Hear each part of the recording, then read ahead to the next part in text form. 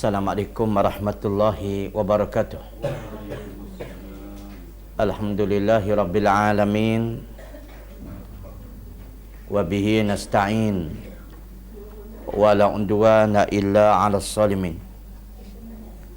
Asyhadu an la ilaha illallah wa asyhadu anna Muhammadan abduhu wa rasuluh.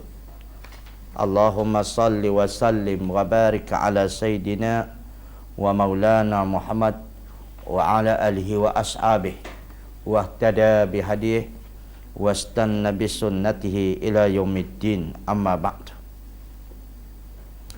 Tuan rumah sekeluarga, kaum muslimin dan muslimat yang dihormati dan dikasihi sekalian, baik adapun pada malam ini insya-Allah kita menyambung kuliah maghrib dengan pengajian kitab Zadul Ma'ad, iaitu ke muka surat 58, iaitu masih lagi kita bicarakan bab tuntunan Nabi sallallahu alaihi wasallam, iaitu tentang menziarahi orang yang sakit. Iaitu kita berpindah kepada perenggan yang kelima. Okey, kata pengarang kitab, bukan termasuk tuntunan Nabi sallallahu alaihi wasallam yang mengkhususkan hari tertentu untuk membesok ataupun menziarahi orang sakit ataupun waktu tertentu. Okey, di situ ya. Kita sambung di situ. Muka surat 58. Okey, bukan termasuk tuntunan Nabi sallallahu alaihi wasallam yang mengkhususkan hari tertentu untuk menziarahi orang sakit ataupun waktu tertentu. Yang baginda syariatkan kepada umatnya ialah menziarahi orang sakit kapan pun waktunya, siang maupun malam. Kerana diriwayatkan dari baginda, ma min muslimin ya'udu musliman illa bata'athallahu sab'ina alfa malakin yusalluna alaihi ayya sa'atin minan nahari kanat hatta yumsiya wa ayya sa'atin minal laili kanat hatta yusbiha. Riwayat Imam Ahmad, Tirmizi dan Abu Daud dan Imam Hakim. Tidaklah seorang muslim mengunjungi seorang muslim lainnya, melainkan Allah Ta'ala mengutuskan 70,000 malaikat yang berselawat atas dirinya. Ini dia. Baik kapan pun waktunya, dari siang hari ataupun petang hari, kapan pun waktunya dari malam hinggalah ke pagi hari. Itu sebabnya tidak ada khusus hari tertentu atau waktu yang tertentu. Itu sebabnya pada satu hari kaum muslimin dan muslimat kalian, setelah mana solat subuh,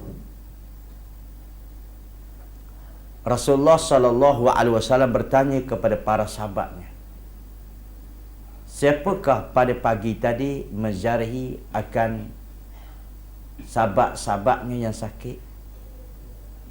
Semua senyap belaka. Lalu kata Abu Bakar radhiyallahu anhu. Apa kata Abu Bakar? Baik. Abu Bakar kata, ya Rasulullah, aku menziarahi sahabatku iaitu Ka'ab bin Malik, Ubay bin Ka'ab. Ubay bin Ka'ab iaitu sebelum masuk waktu subuh. Pergi ziarah orang sakit sebelum masuk waktu subuh ni, ini amat susah. Betul tak betul? Itu dia. Itu sebabnya kata Nabi SAW, siapakah yang pada hari ini menziarahi orang sakit? Kata semua orang yang senyap belaka. Dia kata, ya Rasulullah, kata Abu Bakar, aku menziarahi sahabatku Ubay bin Ka'ab yang sakit, dan aku menziarahinya sebelum masuk waktu subuh. Itu dikatakan satu dalil nak menunjukkan bahawasanya menziarahi sakit ni bukan tentukan waktu tertentu, tak ada. Itu dia. Baik. Tapi ialah kaum muslimin, sesuai lah pada zaman dulu. Orang zaman dulu kaum muslimin sebelum subuh ni dah bangun dah.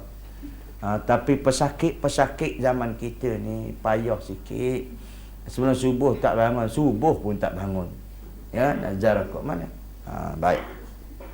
Habis. Jika baginda merasa tidak memiliki harapan atas kesembuhan orang sakit yang di besoknya atau dizarahinya, maka baginda mengucapkan inna lillahi wa inna ilaihi raji'un. Tengok ya, Rasulullah sallallahu alaihi wasallam apabila tengok orang sakit ni tak ada harapan sembuh barangkali, terus Nabi kata inna lillahi wa inna ilaihi raji'un. Itu dia. Tapi susah juga kalau orang tak faham. Bila kita tengok orang sakit tak ada harapan sembuh, inna lillahi wa inna ilaihi raji'un, ini doa suruh aku mati cepat lah ni. Jadi susah kaum muslimin dan muslimat. Orang tak mengaji susah. Bukan yang permasalahannya tunggu dia mati baru kata inna lillahi wa inna ilaihi raji'un. Itu sebab dalam kata mengarang kitab, Rasulullah tengok orang tu jaras orang sakit ni, tiba tak ada harapan sembuh lah.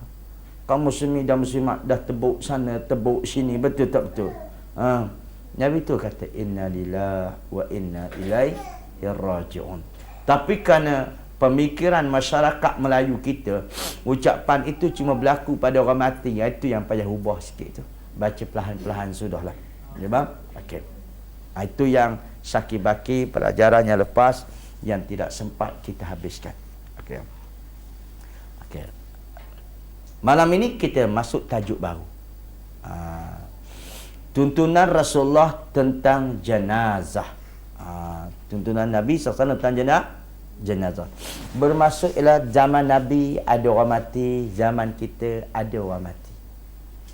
Jadi bila dah berlaku demikian, semua orang mengaku tuntunan yang baik pelaksanaannya sudah tentulah tuntunan Nabi SAW.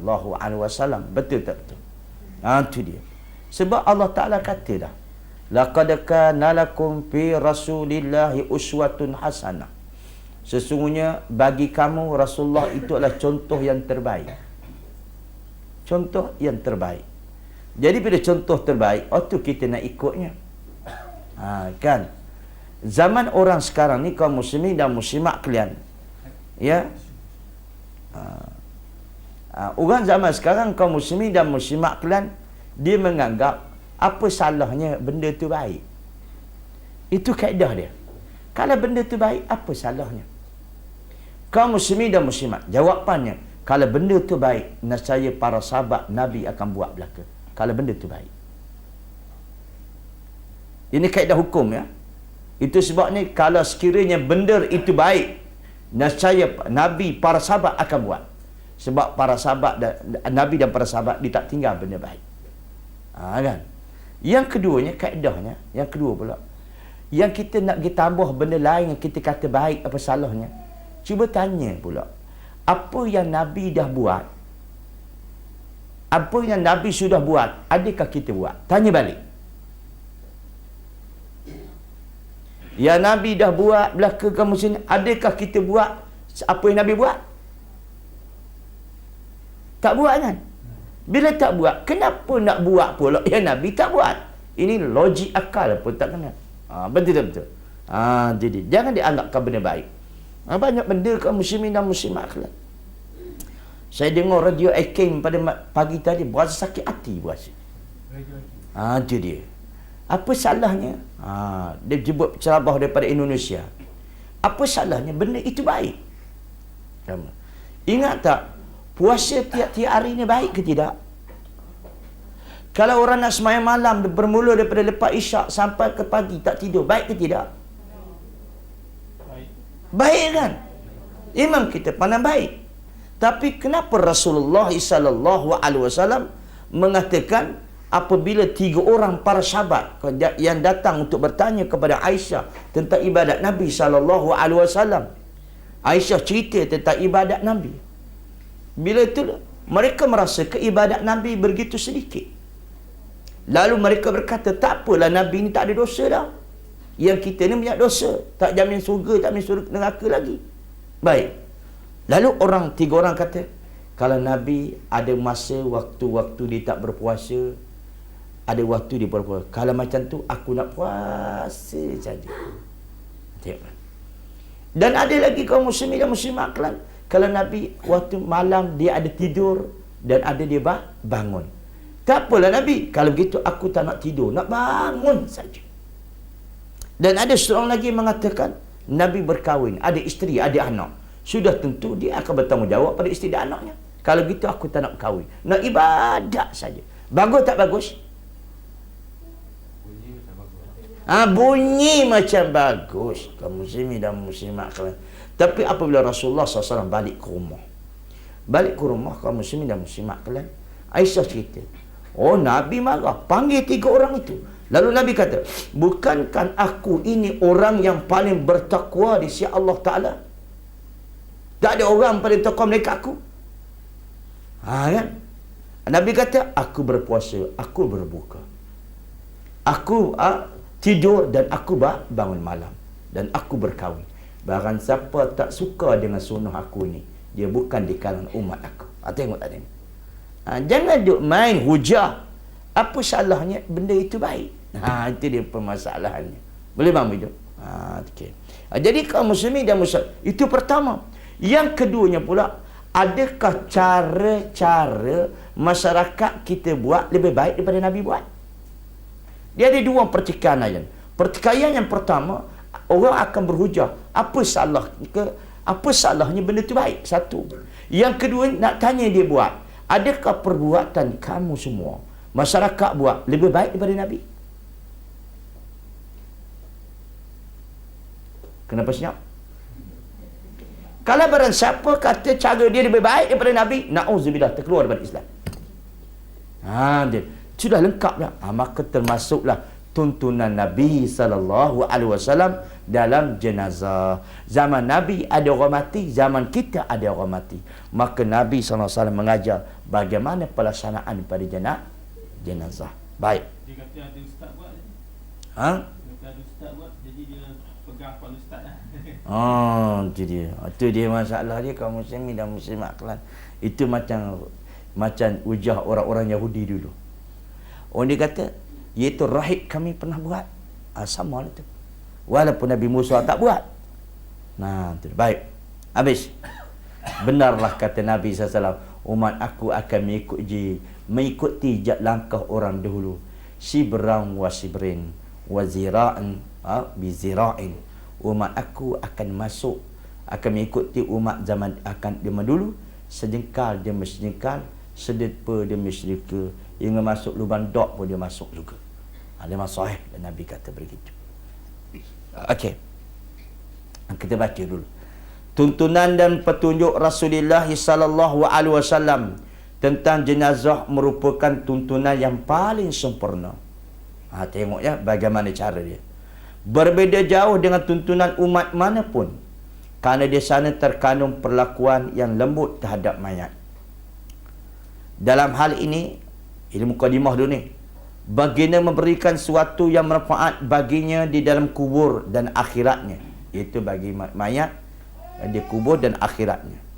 Memberikan kebaikan bagi kerabat dan keluarga yang ditinggalkannya, sekaligus menegakkan ubudiyah, iaitu peribadatan kepada Allah semata bagi orang yang masih hidup dalam keadaan yang paling sempurna.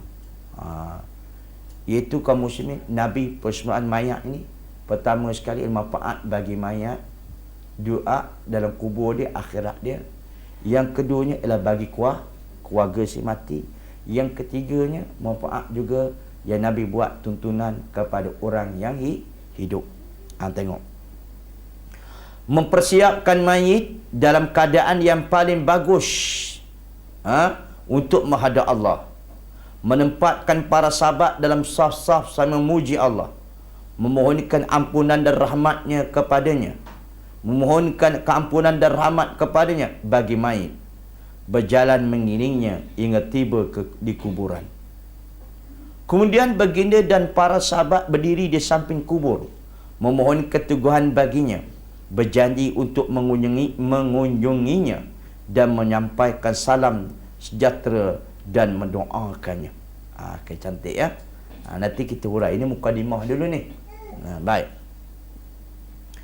Sebelum itu baginda mengunjungi ketika masih sakit, mengingatkannya tentang akhirat, menyuruhnya berwasiat dan bertaubat, memerintahkan orang yang hadir dalam untuk menuntunnya membaca syahadat, agar ucapan itulah yang terakhir kali dia katakan. Itu sebab orang sebelum dia mati, Nabi sebelum dia orang mati dia ziarah dulu ketika sakit. Lepas tu ketika sakit tu Nabi banyak ceritakan orang nak mati ni tentang akhirat. Jarang kita cerita orang nak sakit, orang nak mati ni kan. Orang sakit ternak ni kaum muslimin. Nabi selalu cerita bab akhirat dan menyuruhnya wasiat dan bertaubat. Tapi payahlah kaum muslimin dan muslimat. Kalau tu orang tengah sakit selalu kita cerita buat benda. Saham tak habis-habis. Betul tak? Tak habis-habis. Dia kan? Ataupun politik. Dekat nak mati politik lagi. Kamu semua. Ataupun harta tu. Kita stop dulu. Bukan tak dicerita. Kamu mesti makan. So banyak dia bertaubat dan berwasiat. Itu sebab yang pertama wasiat dan bertaubat. Ya. Tapi dengan cara yang betul lah. Dengan cara yang betul. Baik. Masuk tu ada cara dia. Cerita gini-gini macam-macam lah. Jangan ini dah sakit ni pakai taubat banyak. Jangan kata begitu. Itu memang terasa. Betul-betul. Cerita, kita bawa cerita. Memang. Dan wasiat dan bertaubat. Inilah kaum muslimin dan muslimat kalian. Okey. Dia penting. Wasiat ni amat penting. Sebab ada satu hadis Rasulullah SAW daripada hadis riwayat Al-Imam Murtamizi daripada Irbad bin Sariyah. Irbad bin Sariyah, seorang sahabat Nabi ni. Irbad bin Sariyah ni kaum muslim muslimat kalian, dia kata satu hari Rasulullah beri nasihat kepada kami. Yang nasihat itu mengeletar jiwa bila mendengarnya. Meletar jiwa bila mendengarnya. Lalu para sahabat kata, ya Rasulullah, seolah-olah ini pesanan yang terakhir bagi kami. Sebab Nabi cerita bahawa kemungkinan tahun depan dia tak bertemu dengan para sahabat dah. Oleh itu berilah wasiat kepada kami. Lalu Nabi kata, aku wasiat kepada kamu semua, naklah kamu bertakwa kepada Allah Ta'ala. Ini saya nak ambil orang ni. Naklah kamu bertakwa kepada Allah Ta'ala. Sebab apa? Sebab ni kaum muslimin dan muslimat kalian, kata Syekh Mubarak Puri. Syekh Mubarak Puri ni adalah seorang muhaddis daripada benua India yang pernah mengarang kitab nama dia Tuhfatul Akhwazi, syarah kepada hadis Sunan At-Tirmizi. Itu ulama besar lah, Al-Mubarak Puri ni. Orang apa hadis banyak sungguh. Dia kata kalau kita tinggalkan pesanan-pesanan, itu sebabnya kita ambil semula. Wasiat ni bukan berbentuk harta semata-mata. Bukan bentuk harta. Keluarkan dalam kotak pemikiran, harta tu wasiat lah. Tapi bukan sekadar harta. Maka Nabi SAW bila para sahabat kata, Ausina ya Rasulullah, beri nasihat pada kami. Nabi kata, usikum bitaqwallah, aku wasiat kepada kamu bertakwa kepada Allah Ta'ala. Bermaksud, kalau kita bila nak mati ni, kita wasiat pada ahli keluarga takwa pada Allah. Kata Syekh Mubarak Puri rahimallahu ta'ala, bila kita sudah wasiat, tiba-tiba anak, isteri, suami yang ditinggalkan, buat benda tak baik, kita dah mati dah, maka mayat tidak berasa sakit kerana wasiat dulu. Boleh faham itu? Contohlah kaum muslimin dan muslimat kalian, suami nak mati. Suami nak mati, tak ada orang nak mati. Ni contoh saja. Betul tak betul? Ada orang nak mati. Suami nak matilah kaum muslimin. Dia wasiat kepada isteri dia. Wasiat pada isteri dia. Kaum muslimin dan muslimat. Wasiat yang ada hak. Wasiat yang ada tanggungjawab kepada suami. Tapi kalau wasiat tu bukan hak suami, jangan tinggal wasiat. Contohnya, kalau I mati, you jangan kahwin lagi dengan orang lain. Itu bukan hak suami. Lebam itu. Itu bukan hak dia. Kalau I mati, kata suami ni, you janganlah, I wasiat pada you jangan kahwin dengan orang lain. Wasiat itu terbatal. Sebab kita nak wasiat ni ialah benda yang kita adalah hak kita. Memang tu. Misalnya boleh kita nak wasiat harta. Saya wasiat kepada kamu semua, iaitu kalau sekiranya saya mati, iaitu kereta Abang Mai itu istimewa tu beri sekian. Mana boleh lagu tu? Bukan hak dia. Betul-betul. Tidak boleh kau muslimin dan muslimat. Itu ada hak dia. Kalau kita dah mati, adakah lagi hak isteri kepada kita? Sudah tiada. Tak boleh kau muslimin dan muslimat. Tak ada pakai wasiat macam tu. Ataupun isteri kata, ni bang, saya nak beri wasiat sikit. Jadi kalau saya mati, abang jangan kahwin lain. Tak boleh lagu tu. Kau muslimin dan muslimat ke? Itu bukan masuk urusan wasiat. Betul-betul. Ini tak boleh cerita panjang. Nanti dia marah oleh orang kaum muslimin dan muslimat kan. Betul-betul. Jadi di wasiat ada hak, benar hak. Jadi kaum muslimin dan muslimat kalian ialah wasiat kata Syekh bawa puri. Kalau kita wasiat, ingat kalau abang mati ni jaga anak elok-elok. Dan kalau abang mati, ceritalah benda-benda wasiat dia. Jadi kalaulah suami isteri itu membuat satu perkara bercanggah dengan syariat, maka suami tak patut sakit dah kerana wasiat terlebih dulu. Memang betul. Itu dia. Ataupun kita dengar satu hadis Nabi SAW meratap di atas kematian adalah menyakiti mayat. Betul-betul. Jadi kita wasiatlah. Kalau sekiranya aku mati ni, janganlah siapa-siapa meratap, meraung di atas kematian aku. Menangis, keluar mata tak apa, keluar hidung tak apa. Kamu tak kena nak senyum je. Kalau ada mati, mana boleh gitu. Bila suami mati senyum je. Kenapa? Sabar. Tak usah dah kata sabar lah. Ada udang sebalik ming dah tu. Betul tak betul? Tak kena cari. Itu fitrah. Itu fitrah. Jadi kalau sekiranya keluarga meratap dan meraung kaum muslimin dan muslimat kalian, meraung, tak adalah tempat aku bergantung. Betul-betul. Macam-macam selama 4 bulan 10 hari. Kaum muslimin dan muslimat kalian, kalau suami isteri meratap begitu, suami tak bersakit kerana dia telah wasiat terlebih dulu. Ni yang maksud dia. Ramai orang kata, tengok ayah kubur masih merah lagi, anak ya ilaha illallah, la ilaha illallah. Dia kata, kalau ayah tu dah wasiat, kaum muslimin muslimat kalian, mayat tidak berasa sakit. Boleh faham itu? Itu Nabi suruh wasiat dan bertaubat. Okey.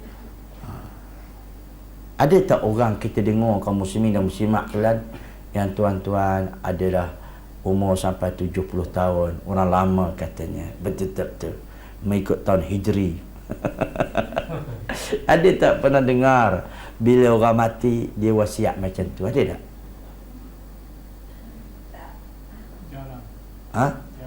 Jarang. Saya langsung tak dengar. Selalunya kaum muslimin dan muslimat orang wasiat, ingat ya, kalau saya mati, tanah balik seberang tu, itu anak bongsu, jangan usik-usik. Itu ada dah. Kan tukar, dah mengaji tu tukar. Itu dia. Baik. Habis. Memerintahkan orang yang hadir untuk menuntunnya membaca syahadah, agar ucapan itulah yang terakhir kali dia katakan. Beliau juga melarang kebiasaan. Baik. Pertama sekali memerintahkan supaya orang baca syahadah. Syahadah. Orang tengah nazak ni, bacakan syahadah pada dia. Kata pendapat alim ulama, iaitu yang disebut dalam hadis, cuma syahadah tu satu je. Sebagaimana dalam satu hadis riwayat Imam Muslim, laqinu mautakum la ilaha illallah. Setakat tu je. Laqinu mautakum, hadis riwayat Imam Muslim. La ilaha illallah. Ajarlah akan orang nak mati itu la ilaha illallah. Pendapat jumhur ulama, tidak disunatkan Muhammad Rasulullah. Tak sunat. Ataupun diajar asyhadu an la ilaha illallah, bukan asyhadu la ilallah, kata la ilaha illallah saja, sebab dia dah Muslim. Kalau sekiranya orang yang kafir, barulah kita ajar mengucap 2 kalimah syahadat. Memang begitu. Tidak. Kita ambil satu-satu dulu. Orang nak mati ni, yang Muslim, kita ajar la ilaha illallah. Cukup. Itu saja. Sekali. Jangan tambah Muhammad Rasulullah. Itu tidak sunnah. Ulang tidak disuruh. Sekali je. Terkecuali kalau dia tu merapu ke lain. Dia merapu ke lain. Bila wajah la ilaha illallah, dia merapulah ke lain. Cerita lain dah, kaum muslimin dan muslimat kalian. Itu baru kita ulangi ucapan itu. Baik. Tapi banyak benda dah nak buat pecah-pecahan di sini kaum muslimin. Tapi jangan kita sangka suuzon kepada seorang nak mati. Saya ustaz, dia hajur la ilaha illallah. Dia tak kata benda senyap dia. Kan? Dia sebenarnya kaum muslimin dan muslimat kalian, tak boleh kita suuzon. Suuzon ni buruk sangka. Zon tersangka. Aku dah ajar daripada pak cik tu. Dia senyap je, tak mengucap. Tanda tak baik dia tu. Jangan. Kamu dia begini. Ni mula nak pasang cerita dah kaum muslimin dan muslimat. Tapi kita hadislah. Orang nak mati ni kaum muslimin dan muslimat kalian, dia menghadapi dua benda. Siapa-siapa lah kaum muslimin, orang nak mati ni memang bukan dua benda, tiga benda dia menghadapi. Pertama, iaitu kesakitan nak mati. Sebagaimana sabda Nabi SAW, innalil mauti la sakarat. Riwayat Abu Daud. Innalil mauti la sakarat. Kata Nabi SAW kepada Aisyah, ingatlah, sesungguhnya bagi mati itu la sakarat, ada sakitnya. Tu sebab Nabi pun kata, mati ni sakit ya Aisyah. Baik, dia kena hadapi. Kaum muslimin dan muslimat, tak ada bezanya. Ada setengah orang kata bahawa kalau orang alim, orang yang kuat ibadat mati tak sakit, orang jahat mati sakit. Bila Nabi pun rasa sakit nak mati. Innalil mauti la sakarat, kata Nabi. Sungguhnya bagi mati itu ada sakitnya. Nabi pun sakit. Bentelah lagi kita. Pertama, dia menghadap kesakitan nak mati. Baik. Yang keduanya, kaum muslimin, orang mati ni dia ada berharap sangat kepada Allah Ta'ala. Dia katakan ar-raja. Dia mengharap keampunan Allah. Tak ada orang lain dah. Dia tak ada benda dah kaum muslimin dan muslimat. Dia mengharap pengampunan daripada Allah Ta'ala di saat dia nak mati. Kan dalam Quran ada sebut, fayaqula rabbi laula akhartani ila ajalin qarib. Kan? Ya Allah, berilah tempoh ajal kepada aku waktu yang sedikit. Fa as-saddaqa wa akum minas salihin. Aku nak sedekah harta aku semua sekali. Aku nak jadi orang baik dah. Itu dia harapan. Dia banyak harap pada Allah Ta'ala. Satu. Dua kan? Yang ketiga pula, orang nak mati ni kaum muslimin, dia nak menangkis. Iaitu fitnah ujian nak mati khusus daripada iblis dan syaitan. Kan kaum muslimin dan muslimat. Jadi bayangkanlah, tahan sakit nak mati satu, nak mengharapkan keampunan Allah Ta'ala satu, nyemari pula cubaan nak mati ni. Apa cubaan nak mati ni? Iblis ni dia datang. Itu sebabnya itulah perlawan final di antara kita dengan iblis. Sama ada mati dalam kufur ataupun beriman. Iblis ni datang lah. Orang ni macam-macam lah dia datang. Jadi orang yang berada akidah, orang yang ada akidah, kaum muslimin dan muslimat, pertama nak tolak, tangkis godaan iblis. Yang kedua, dia nak mengharap. Yang ketiga pula, kaum muslimin dan muslimat kalian, apa dia? Menahan sakit. Penat tak penat? Maka itu kita ni disunatkan mengajar dia sekali saja. La ilaha illallah. Cukup. Sebab apa? Kalau kata ulama, makruhun diulang banyak kali. Jumhur ulama kata makruh ulang banyak kali. Dia kata, sekali lagi mana dia tak bunyi, la ilaha illallah, senyap aja. La ilaha illallah, senyap lagi. Dia kaum muslimin dan muslimat kan bayang pula, mari pula. Itu kata makruh tadi, kerana takut mengganggu dia saat kematian. Tahulah kamu sakit, lepas tu ya Allah minta mengharapkan pada Allah Ta'ala. Lepas tu datang pula iblis laknatullah dengan bala tentera dia gini. Dia lawan. Itu sebab jangan kacau dia. Cukup la ilaha illallah. Diam. Biarkan dia dengan akidahnya. Biarkan dia dengan harapan dia dengan Allah Ta'ala. Ini pula tidak. Yasin wal Qur'anil Hakim innaka laminal mursalin. Ganggu tak dia? Dia ingat tajwid. Kaum muslimin dan muslimat, tak usah kita sadar matilah kaum muslimin dan muslimat. Kalau kita tengah semayang Allahu Akbar, kita tengah baca ayat, tiba-tiba ada orang baca Quran, sedangkan akal kita normal. Nah, kita tengah semayang ni, subhanallah walhamdulillah wala ilaha illallah wallahu akbar. Kena pula kita jadi masbuk, dia baca macam tu. Ganggu tak ganggu? Berganggu. Itu normal. Akal kita masih normal. Ini bagaimana kaum muslimin dan muslimat kalian? Itu sebabnya, itu jumhur ulama mengatakan cukup sekali serah dia kepada Allah Ta'ala. Sebab ketika itulah dia mengharapkan, ketika itulah akidah dia berlawanan dengan iblis, dengan bala tenteranya. Sekali tu maksudnya baca sekali, lepas tu nanti sekali pula ke? Tak. Baca, ingat kata-kata pakcik, ayah, abah, sebut juga nama abah tu kalau sini. Ingat ya, la ilaha illallah. Cukup. Kali tu. Sekali. Tapi kalau misalnya anak dia kedua lah tamat. Kejap dia 15 minit sebenarnya anak dia kedua. Tak payahlah kamu sini. Cukup sekali tu. Kalau nak ulang begitunya, jangan acak kali dah. Kecuali kalau ayah tu dia merapu ke lain. Merapu. Jangan berturut-turut lah. Jangan berturut-turut. Jangan berturut-turut. Kecuali kalau merapu ke lain. La ilaha illallah. Ayah merapu. Kaum muslimin dan muslimat, dia cakap benda-benda yang lain. Itu dia. Mengaji pun tak perlu dekat dah. Tak perlu. Bukan tidak perlu. Memang tidak boleh buat. Kerana ganggu dia. Sebab saya katakan, hadis Nabi ada sebut 3 perkara. Pertama, menghadapi kesakitan nak mati. Yang keduanya kaum muslim, tak usahlah.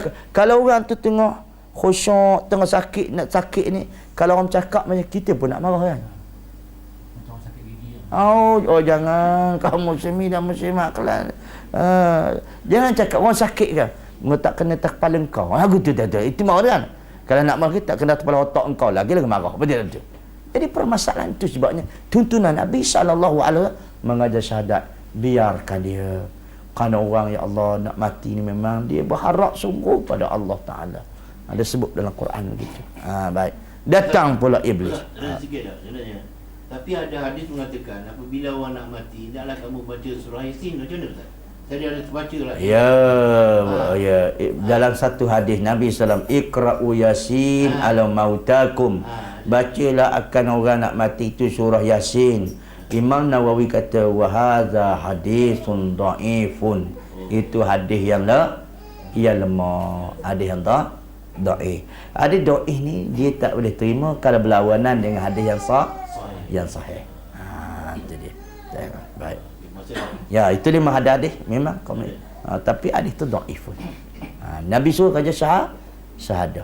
Ya Allah Akbar kaum muslimin. Memang dia bergelut.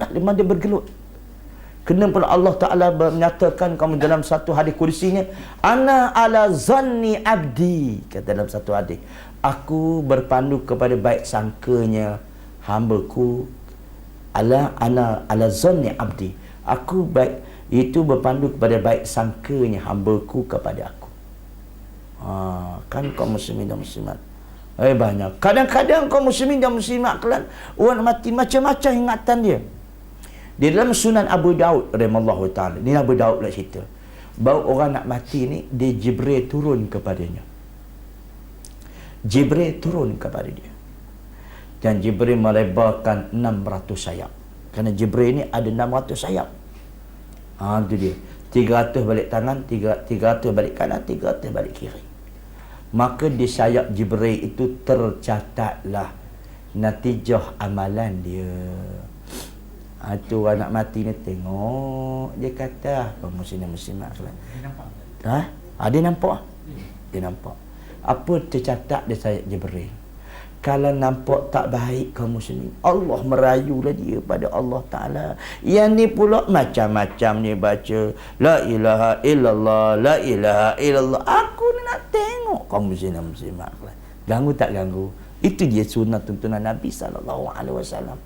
Itu sebabnya, kita tengok Nabi nak wafat. Nabi nak wafat. Bila Rasulullah nak wafat, kata Rahik Maktum, ini pengarang Asyik Bawa Puri juga, Nabi tidak membenarkan siapa menzahiri dia. Nabi tidak membenarkan mana-mana para sahabat menzahiri dia, hatta anak dia Fatimah. Ya, kerana aku nak munajat kepada Allah Ta'ala, yakni nak menyerahkan diri pada Allah Ta'ala.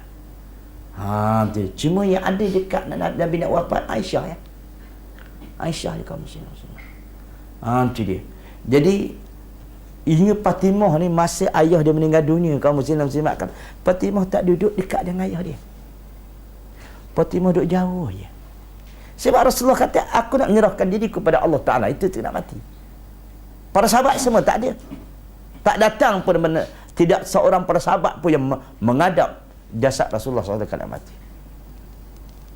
Fatimah kaum muslimin, tuan-tuan buka dalam bab, kalau siapa ada kitab Riyadhus Shalihin, dalam bab sabar, tuan-tuan buka dalam bab tu cuma. Jadi Fatimah ni kot mana pun dia tak duduk kat ayah dia, dia hantar juga ayah dia. Dia hantar ayah dia. Tapi dia tengok Nabi Allah sakit nak mati, lalu Fatimah kata, Ya abata, kata Fatimah, Ya abata, apa ni? Wahai ayahku. Masa dia tengok tu, terkeluarlah ucapan dia, Ya abata, wahai ayahku, wa abata, wahai ayahku, sakitnya kau nak mati.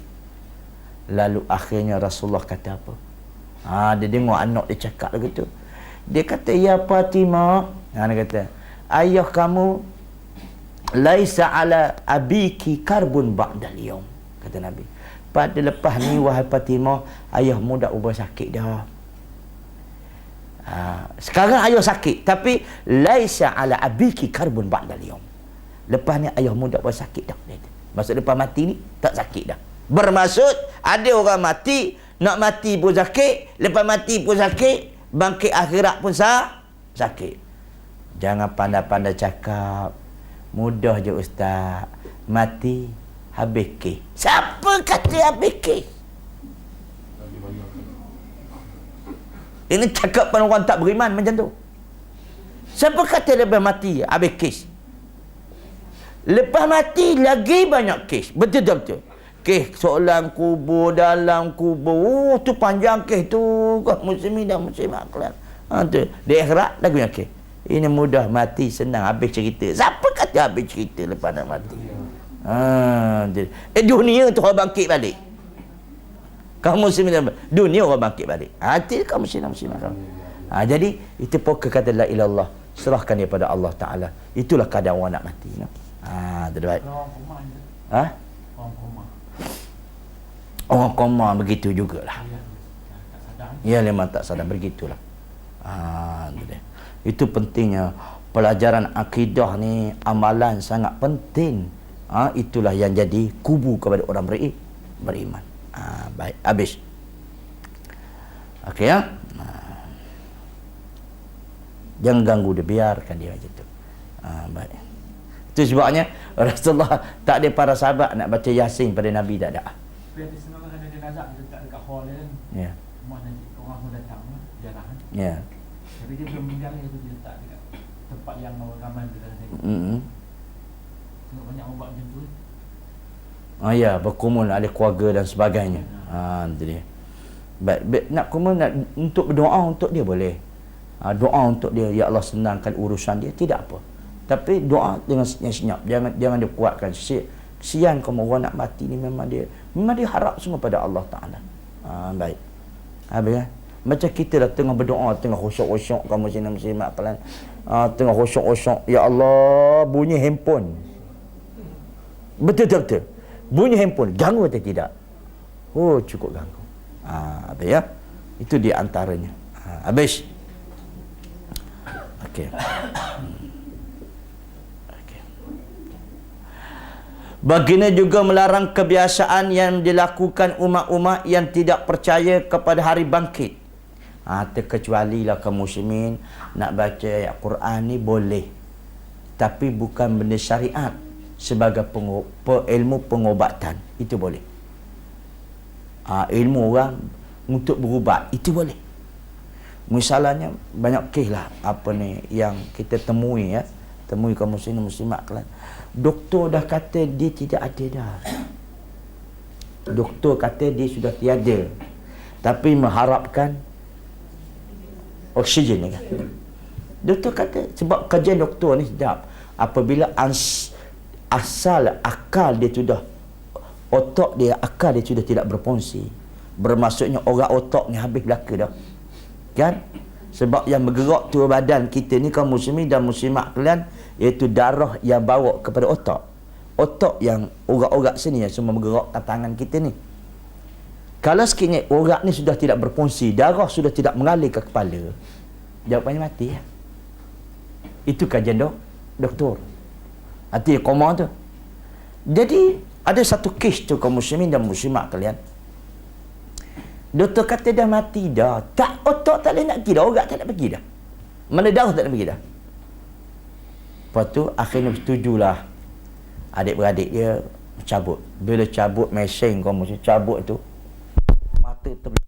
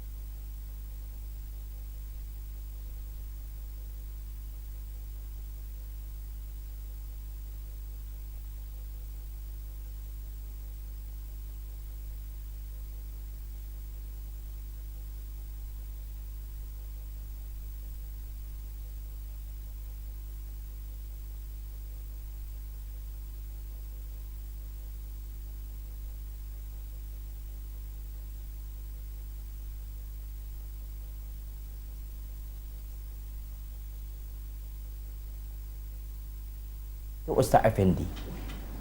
Di situ saya. Kaum muslimin dan muslimat lah. Lepas tu dia ajar saya. Kalau orang nak mati, yang ni, yang luar daripada, kita lima berpadu kepada kajian-kajian dari sudut akal, perubatan ni sahih. Tapi kalau dah luar pada akal, ini sudah tentu benda lain. Kenapa betul? Jadi, selalunya saya pernah buat juga. Kalau tidak pernah, saya suruh orang buat. Saya baca Yasin. Ini bukan masalah syariat ketika mandi dan nak mati, tapi untuk mengubat dia. Selalunya kita baca Yasin. Selalu kaum muslimin dan muslimat kan memang buat macam takdir Allah Ta'ala lah. Selalu kebanyakan yang begitu. Kadang-kadang doktor tak nak ubat dah. Kadang-kadang pergi satu hari tu pergi IJM, saya buat lah. Kata belajar baca setiap ayat tiup ke telinga dia. Yasin. Tiup telinga dia. Sakit juga pinggang kaum muslimin dan muslimat kan. Jadi akhirnya kaum muslimin, yang kawan saya Ustaz Pendi tu, bila baca Yasin tu, sampai aku mau dibangkit. Sedangkan dia tak ada nak bangun. Itu benda, itu akibatnya berkawan dengan syaitan. Itu tidak apa. Itu dia olahan perubatan. Boleh faham tu. Tapi kalau sekiranya dia tak ada apa-apa untuk mensyariatkan kaum muslim baca Yasin di kawal mati, itu hadis dhaifun, dan kita kata la ilallah, serah diri kepada Allah Ta'ala. Okey, baik. Baginda juga melarang kebiasaan yang dilakukan umat-umat yang tidak percaya kepada hari berbangkit, seperti menempeleng pipi ketika sedang berduka. Itu adalah setengah-setengah orang ya, kaum muslimin dan muslimat kalian. Menyobek-nyobek pakaian, itu memang adalah mencukur rambut, meratap dan menangis dengan suara yang keras. Itu kalau selalunya begitu. Baik. Baginda memerintahkan untuk khusyuk kepada mayit, boleh menangis tanpa mengeluarkan suara dan menyatakan kesedihan hati. Boleh menangis tanpa mengeluarkan suara dan menyatakan kesedihan hati. Seperti yang baginda lakukan, yang saat itu baginda bersabda, mata boleh menitis air mata dan hati boleh bersedih, tapi kami tidak mengatakan kecuali yang membuatkan Tuhan kamu redha. Ini ketika mana Ibrahim anak Nabi meninggal dunia, kaum muslimin Nabi pun mengalir air mata dia. Mengalir. Rasulullah pun mengeluarkan, kaum muslimin dia kata, mata boleh menitis air mata, hati boleh bersedih, tapi wahai Ibrahim, apa yang boleh buat sebab Allah Ta'ala meredai kamu. Itu boleh cakap macam tu. Faham itu? Itu dia. Okay. Baginda mesunnahkan ucapan inna lillahi wa inna ilaihi raji'un dan reda terhadap Allah Ta'ala. Itu sebabnya kaum muslimin dan muslimat kalian di dalam bab ini ya. Okey, dalam masalah ini ialah kaum muslimin dan muslimat kalian, iaitu orang yang bukan sekadar ucapan, bermaksudnya ialah keluarga-keluarga ini kaum muslimin, kalau dia tak sabar, bacalah inna lillahi wa inna ilaihi raji'un. Bukan tunggu orang ucap. Macam kita ni bersedih kan, bersedih je kamu, inna lillahi wa inna ilaihi raji'un. Macam tu lah. Bersedih apalah? Bukan sekadar sedih sebabkan kematian. Sedih apa-apa kamu ditimpa dan sebagainya. Bacalah inna lillahi wa ini untuk mengubat hati. Baik. Habis.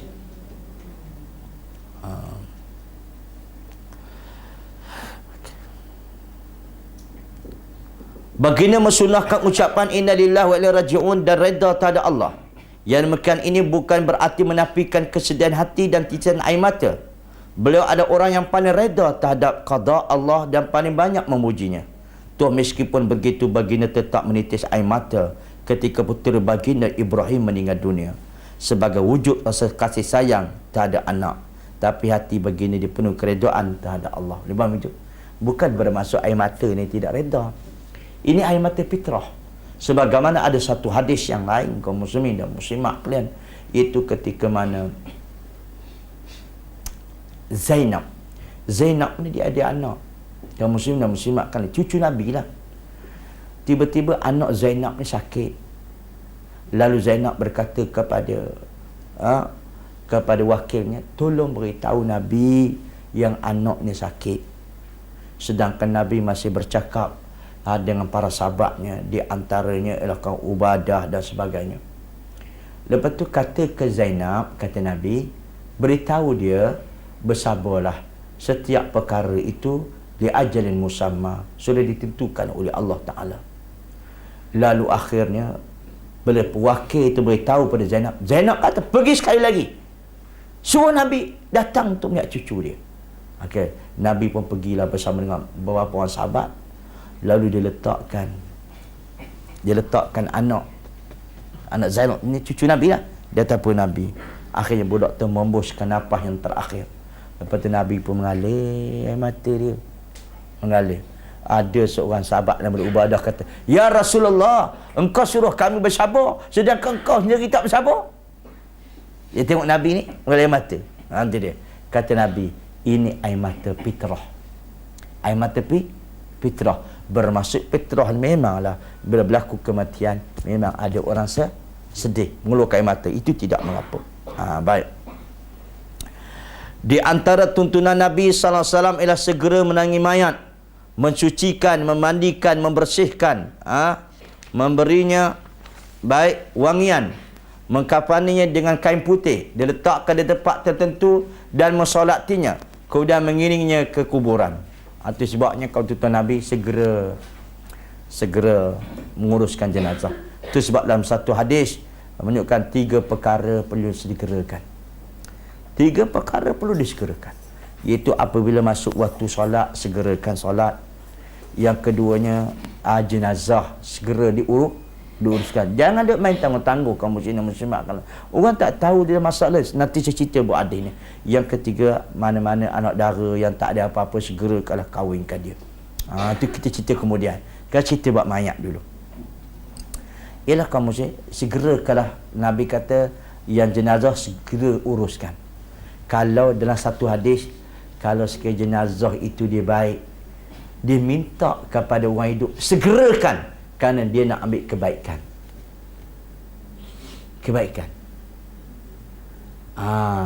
Macam ni lah saya buat contoh. Kita ni sering kali marah ya. Contohnya orang dapat gaji selalunya, kerja-kerjaan ni selalu 25 bulan tu masuk dah gaji kan. Selalu masuk dah gaji 25 bulan. Tiba-tiba 29 tak masuk lagi. Marah tak marah? Marah sungguh, betul tak betul? Itu dia. Sebab apa? Sebab kebaikan gaji dia tak masuk lagi. Mayat ni kaum muslimin dan muslimat kalian, bila dia baik, tahu baik ni dia tahu dah baik. Kaum muslimin dengan pujukan malaikat yang baik.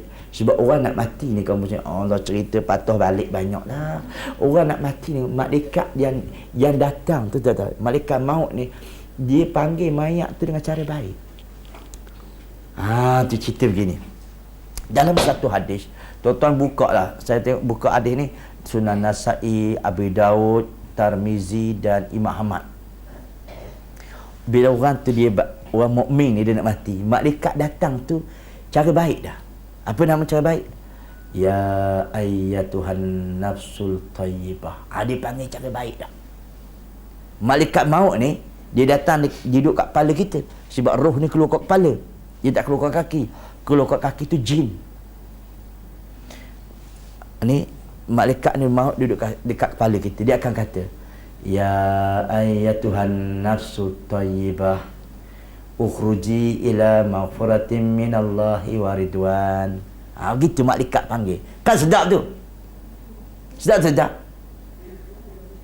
Tak tahu sedap apa. Sedap tak terjemah lagi. Betul tak betul? Dia kata, ya ayyuhan nafsu tayyibah, jiwa yang baik. Malaikat panggil. Kan baik tu kan? Jiwa yang baik. Kata malaikat nak cabut nyawa ni. Sebab malaikat cabut nyawa dengan seru. Jadi dengan seru. Jiwa yang baik. Ukhruji ila maghfirati minallahi wa ridwan. Keluarlah kamu menuju kepada Allah Ta'ala dengan mendapat iaitu keredaannya dan keampunannya. Tengok kan? Sedap tak sedap? Jadi dia. Maka tu sebabnya bila dah kata gitu, nyawa dia cabut, orang nak mati ni, cepat segerakan aku untuk mendapatkan nanti dia mendapatkan nikmat dalam kubur. Sebab malaikat kata dia baik dah. Tapi kalau benda orang tu jahat, kaum muslimin dan muslimat kalian, malaikat dia tak pandai berpura-pura. Dan malaikat ni dia tak pandai menambah-nambah. Kalau orang tu baik, dia baik. Kalau orang tu jahat, dia kata mana? Ya ayatuhan nafsul khabithah. Jiwa yang keji. Ukhruji ila sakhati minallahi wa ghadab. Keluar kamu menuju kepada kemurkaan Allah Ta'ala dan kemarahannya. Itu malaikat. Kita je banyak tambahnya. Bila selesai orang banyak, apa kita nak kata pada mayat ini? Betul tak betul? Itu dia.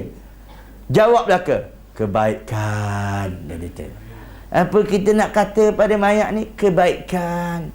Kenapa macam tu ya? Kalau pertama, kalau dia tu jahat, kita kata baik, kata mana? Itu dia. Dia tu memang jahat, kaum muslimat kelak. Itu dia. Tiba-tiba kita kata baik. Apa kenapa lagu tu? Nampak sangat atas dunia dah mati lagi dah bohong dah. Kan kaum muslimin dan muslimat kelak. Kalau kita nampak dia baik, kita tak tahu. Itu sebabnya malaikat dia tak pandai pura-pura. Dia kata jiwa baik, dia kata baik. Jiwa jahat, dia kata jahat. Itu sebabnya sunnah Nabi SAW sudah cukup berdoa dalam solat mayat itu. Sudah cukup. Jangan duk kata lepas-lepas tu. Boleh faham itu? Baik. Hanya marah pula dia orang kamu seminam muslimat. Tak tahu. Kalau tanya saya ada hadis, tak ada hadis lah. Itu orang tua dululah, kaum muslimin dan muslimat kan. Sudah cukup dengan doa kita lah gitu. Baik ya? Okey. Habis. Panjang sikit malam ni. Itu sebabnya kalau melambatkan kaum muslimin, dia cerita kata kalau orang dapat gaji lewat dia marah. Muslimat kelas. Mayat ni dia tahu dan malaikat kata dia baik, kaum muslimin, dia nak kenikmatan dah. Tahu tak nikmatan dalam kubur macam mana? Tahu nikmatan kubur? Tak tahu. Saya pun tak tahu juga. Okay. Tapi kita melalui hadis Nabi SAW. Pertama sekali kaum muslimin, tengok je. Kubur ni dia panggil dah dia. Orang nak mati ni kaum muslimin dan muslimat kat kubur tu dah panggil dah dia. Panggil macam mana? Ahlan wa marhaba. Ahlan wa marhaba. Persilakan kamu dengan cara yang baik. Tengok kan? Dia dengar lah. Persilakan. Ini panggilan kubur, bukan panggilan pulau, tahu. Kalau kamu muslim-muslimat, dipersilakan dengan baik. Itu sebabnya kaum muslim, bila mayat tu masuk dalam kubur, persilakan kamu dengan yang baik. Lalu kubur bercakap dengannya. Bercakap. Engkau dulu di atas dunia orang yang kami kasihi. Sekarang kau tengok layanan aku kepada kamu. Itu yang kebaikan itu. Kata Nabi SAW, mula-mula layanan kubur tidak, iaitu diluaskan kuburnya maddal basar. Diluaskan. Kita nampak yang lahat tu kecil, tapi sebenarnya dah masuk, dia termasuk alam akhirat, pertengahan alam dunia dan akhirat. Diluaskan kuburnya sejauh mata memandang. Allahu Akbar. Kita beli rumah tak sejauh mata memandang pun sedap dah. Betul-betul. Dia sejauh mata memandang. Dia. Dan itu satu riwayat. Dari riwayat yang lain menyebutkan ialah diluahkan kuburnya 70 hasta persegi. 70 hasta. Pun luah juga. Okey, satu. Yang keduanya pula kamu semua, yuftau lahu baban ila jannah. Maka dibukakan baginya, iaitu pintu kubur itu yang derek ke syurga. La ilaha illallah. Kubur tak ada pintu, tapi nak tahu pintu kena mati dulu. Betul-betul. Kerana carinya gali kubur, mana pula pintu kubur, tak kena mati dulu. Maka dia bukakan bagi dia pintu kubur. Bila keluar pintu kubur tu diderekkan ke syurga dah. Maka dia nampakkan permadani di nanti dulu kaum muslimin macam mana direct. Maka setelah itulah dia nampak apa yang ada dalam syurga. Kata Nabi, ya'ti riha wa nasimuha. Maka datanglah bau syurga dan juga udara dalam syurga masuk dalam kubur dia. Seronok tak seronok? Oh ya Allah Akbar. Lepas tu akhirnya barulah berlaku soalan muka dan nakir kaum muslim dan muslimat. Bila dijawab soalan muka nakir tu, tahu tak? Allah Ta'ala kata, pakaikan dia daripada pakaian surga. Selalu kita tengok kafanan, ini pakaian surga. Hamparkan perbadami daripada bani surga. Begitulah nikmatnya. Itu dia nak cepatkan aku. Yang ni pula, tunggulah waris kita tak mari lagi. Hampa tak tahu dia betapa dia menyerit tunda. Kalau kita nak satu benda kaum muslimin muslimat kelan tak dapat, berasa tak hati? Oh, berasa. Itu kaum muslimin dan muslimat kelan. Itu dia. Orang kata, hari ni aku nak bayar hutang. Nak bayar hutang. Kita gembira nak bayar hutang. Tiba-tiba tak jadi bayar hutang. Sakit tak hati? Sakit hati, haram jadah sungguh kita kata. Betul-betul. Itu dia. Kita akan marah kaum muslim dan muslimat kelan. Dia berjanji. Ini tak. Tengok bagaimana. Okey. Habis.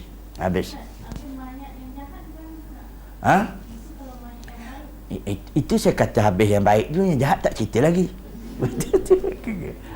Baik. Ada pun mayat yang jahat kaum muslimin dan muslimat kelan, kata Nabi, kita segerakan untuk melepaskan kejahatannya.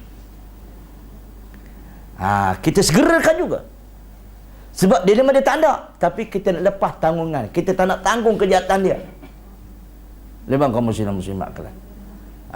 Kata dalam satu hadis kaum muslimat kalian, mana mayat yang jahat kaum muslim, kita nak lepaskan tanggungan kejahatan dia tu. Biarlah dia rasa. Kita tak nak tanggung. Ada orang nak pelari orang jahat. Misalnya ni pencuri, kita nak jaga orang pencuri.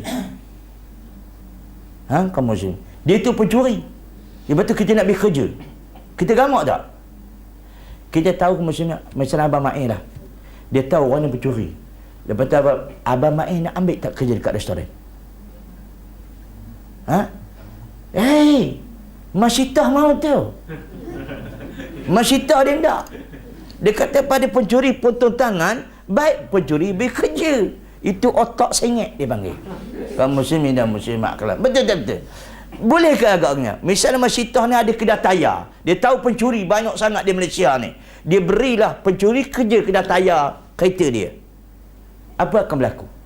Bekerja tu ataupun dia jual tayar atau curi tayar. Betul-betul. Tak kena kaum muslim. Betul-betul. Baik kita yang tak doktor ni tapi tak sengit. Itu dia. Sakit hati semua ke dia tu kaum muslim dan muslimat. Apa ya? Sebenarnya orang yang mati tak ada kubur. Mati tak ada kubur. Ada orang mati tak ada kubur. Hilang dalam laut ni. Kubur dan laut lah. Tak ada orang kata mati tak ada kubur. Kalau ada laut, kubur tu laut dia. Kubur tu laut dia. Laut tu kuburnya. Ikan makan. Itu dia dapur ikan. Jawapannya, itu kerja Allah bukan kerja kita. Tak dalam bilik mayat je. Mayat tak ditutup. Tu seksa lah dia. Kaum muslimin dan muslimat kalian. Seksa dia si kaum muslimin dan muslimat kalian. Itu dia. Baik. Itu dia.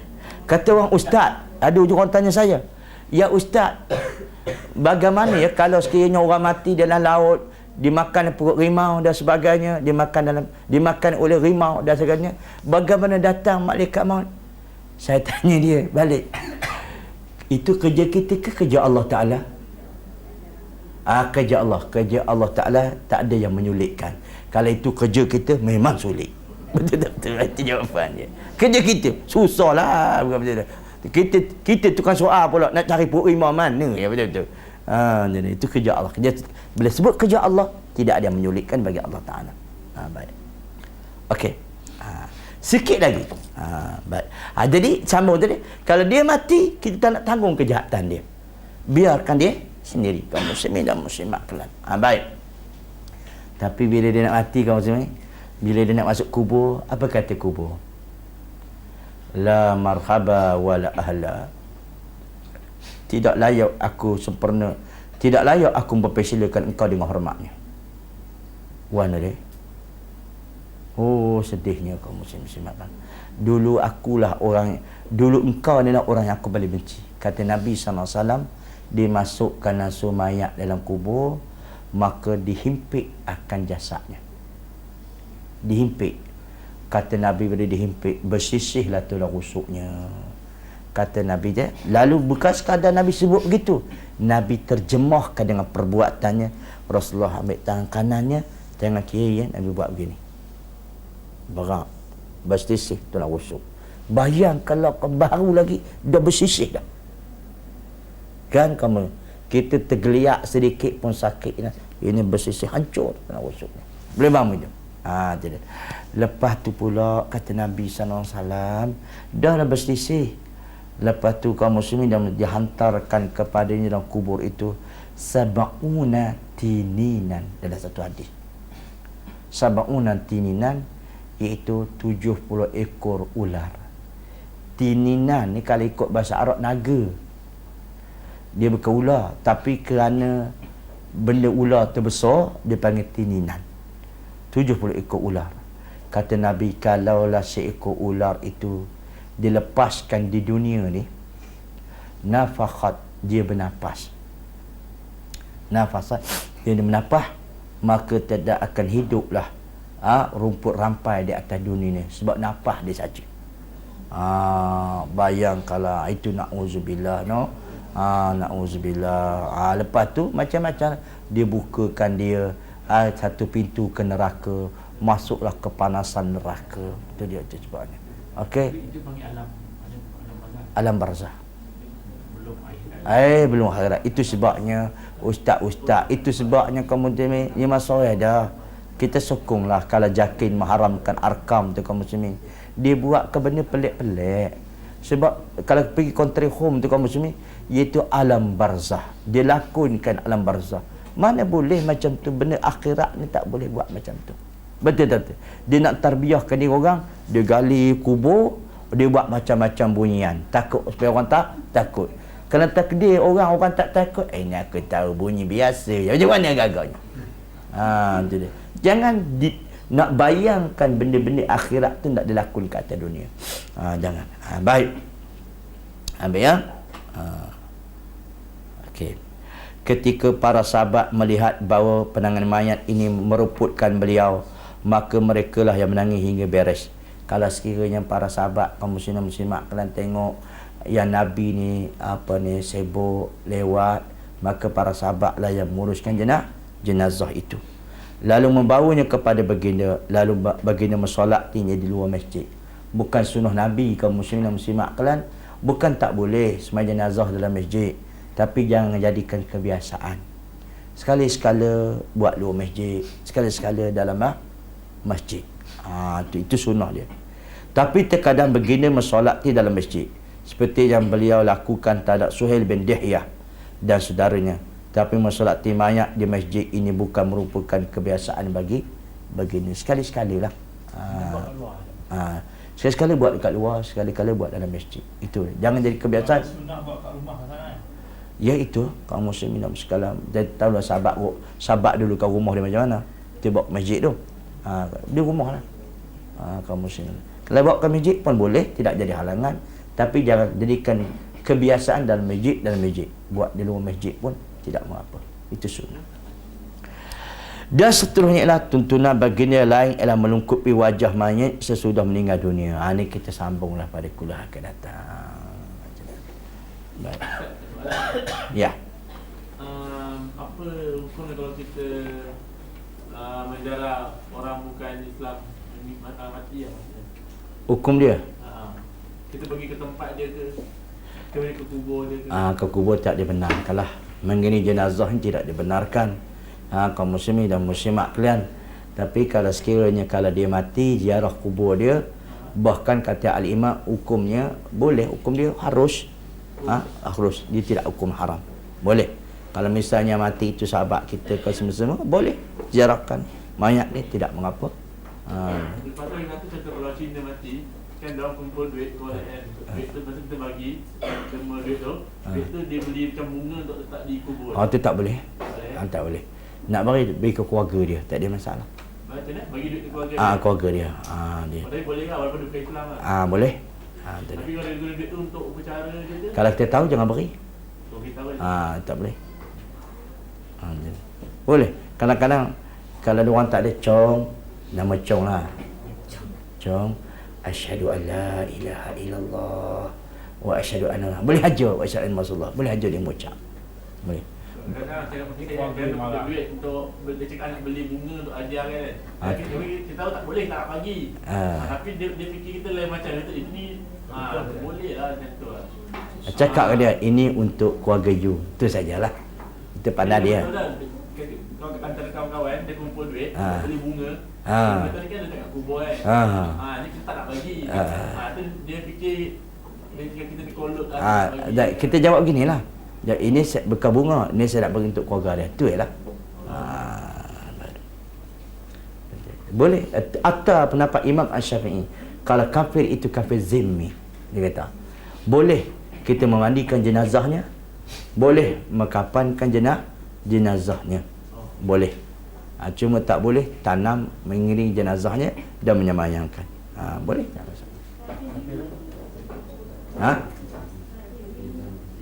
Kafir zimmi ni adalah kafir yang duduk dalam sebuah negara Islam. Dia buat perjanjian tapi dia tidak mengingkari perjanjian itu. Itu zimmi ya.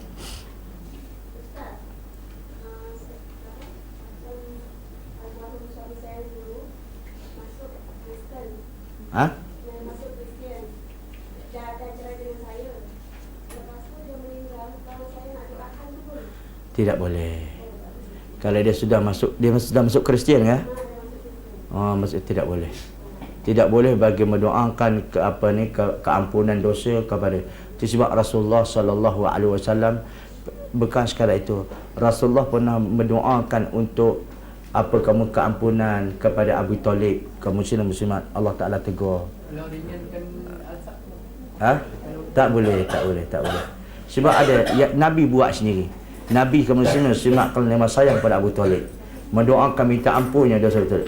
Lalu Allah Taala kata, innaka la tahdi man ahbabta.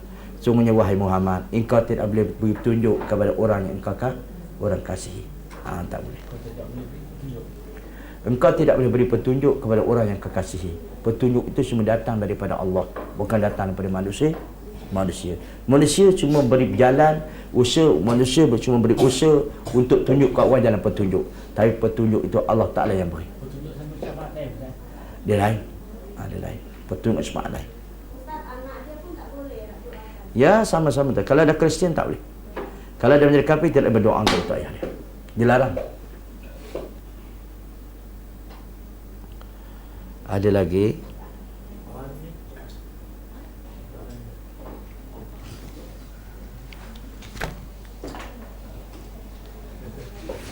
Wallahu a'lam. Kita sambung insya-Allah. Ya. Tadi kan Ustaz cakap bila yang mayat yang bayi tu, bila dia datang tu kan mayat yang menyebabkan kita datang dulu yang bayi. Tu kesakitan tu masih ada lagi. Kena. Kena. Sakit tetap sakit. Itu dia. Itu sampai akhirnya kaum muslim macam Nabi, dia sakit tetap sakit sampai dia kata macam mana? Dia kata, ya Aisyah, urat aku telah terputus satu demi satu. Urat ni terputus satu, Nabi kata. Lepas tu akhirnya Jibril datang. Malaikat maut datang. Malaikat dia pergi pilih pada Nabi. Ya Muhammad, sama ada dipanjangkan umur kamu oleh Allah Ta'ala, disembuhkan penyakit kamu, ataupun kamu nak berjumpa dengan Tuhan kamu. Dia pergi pilih. Lalu Nabi kata, balir rafiqil a'la, balir rafiqil a'la. Aku dah rindu dah kepada Tuhan aku. Itu dia. Sakit tak sakit. Cuma kalau nak buat ibaratnya kaum muslimin, ada kan kalau sakit-sakit, tapi betapa banyaknya kalau orang sakit tu kaum muslimin dan muslimat kalian, orang urut dia, orang manjakan dia, kan seronok kan kaum muslimin dan muslimat kan. Sakit tetap sakit. Cuma sakit ni buat kasar lah gitu. Mana? Bukan lagi sakit, amat sakit kaum muslimat kan. Itu dia kisah dia.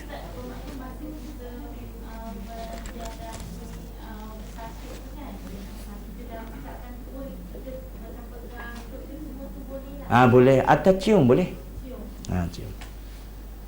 Cium. Bahkan kaum Rasulullah pernah bercium seorang mayat, Uthman bin Maz'un.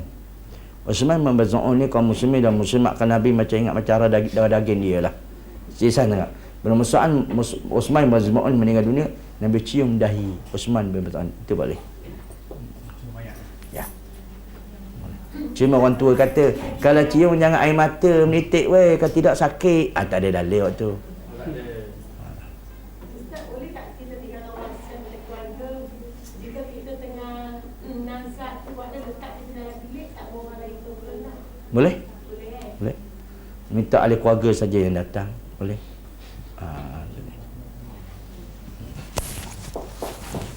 Wallahu alam. Subhanakallahu bihamdik, asyhadu an la ilaha illa anta wa